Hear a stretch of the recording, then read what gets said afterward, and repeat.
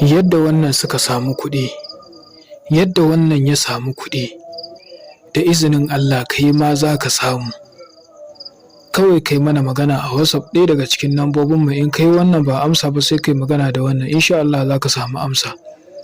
Tasrifi gaskiya ne, tasrifi gaskiya ne. Yadda waɗannan suka samu kuɗi, yadda wannan ya samu kuɗi, da izinin Allah kai ma haka za ka same su.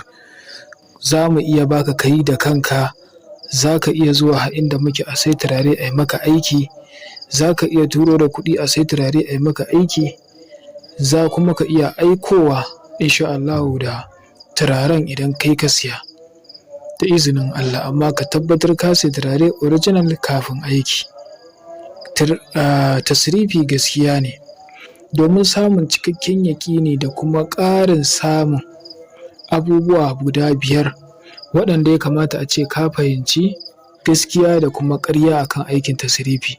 To kai min magana a wasu, ba dole sai mun yi maka aiki ba, ba dole sai ka yi aiki a tare da mu ba, ba dole sai ka turo mana da kuɗin turarenka ba, ba dole sai ka zo inda muke ba.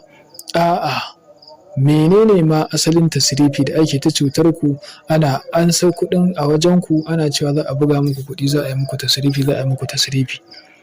Za ka samu cikakkiyar gaskiya akan me tasrifi ke nufi. Daga nan ko iya wannan ka samu mun ƙaru da kai, sannan kai ma ka ƙaru da mu. Domin zuwa gaba idan har ka shirya za ka ba wani ya yi maka aikin tasrifi, in ka rasa waɗannan abubuwa da za mu gaya maka a tattare da wanda zai maka tasrifi, to kar ka ba shi, domin cutar ka zai yi. Za mu buɗar maka da ido, mu wayar maka da kanka akan abin da ya shafi harkar tasrifi. Domin daga yanzu ba wanda zai ƙara cutar ka, ya ƙara amsar kuɗi daga wajen ka ya ce zai maka aikin tasrifi sannan ka yarda da shi. Illa sai idan ya nuna maka ire-iren waɗannan abubuwa da muka nuna maka su a zahiri da izinin Allah. Ina mana fatan alkhairi da fatan muna lafiya.